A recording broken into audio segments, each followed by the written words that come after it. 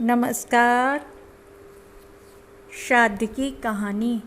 भाद्रपद की पूर्णिमा एवं आश्विन मास के कृष्ण पक्ष की प्रतिपदा से अमावस्या तक का समय पितृपक्ष कहलाता है। इस पक्ष में मृतक पूर्वजों का श्राद्ध किया जाता है। इसमें अपनी पितरों की शांति के लिए ब्राह्मण व ब्राह्मणियों को भोजन कराकर दक्षिणा देते हैं। भोजन में खीर, पूड़ी तथा इमरती होती हैं। पितृपक्ष में पितरों की मरण तिथि को ही उनका श्राद्ध किया जाता है। कथा इस प्रकार है। पितृपक्ष में कर्ण की कथा महाभारत काल से सुनी जाना प्रचलित रही है।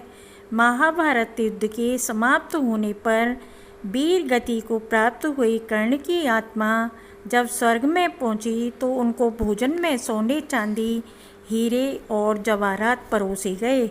इस पर कर्ण ने इंद्रदेव से पूछा कि मुझे भोजन के स्थान पर सोना, चांदी, हीरे, जवाहरात क्यों परोसे गए हैं। तो इंद्रदेव ने कहा, तुमने अपने जीवन काल में सोना, चांदी, हीरे, जवाहरात का दान किया है, कभी भी भोजन का दान नहीं दिया। और तुम्हारे पुत्र भी महाभारत के युद्ध में वीर गति को प्राप्त हो चुके हैं, इसीलिए किसी ने भी तुम्हारे निमित्त तर्पण और भोजन आदि कुछ भी दान नहीं दिया।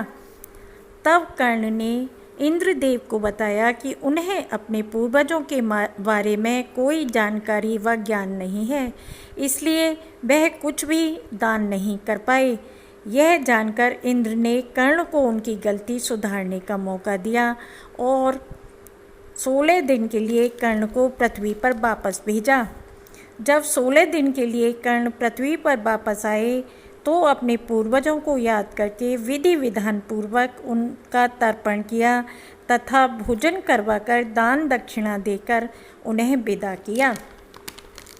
इन्हीं 16 दिनों को पितृपक्ष कहा जाता है। तभी से श्राद्ध होने शुरू हुए। कथा पूर्ण होती है। धन्यवाद।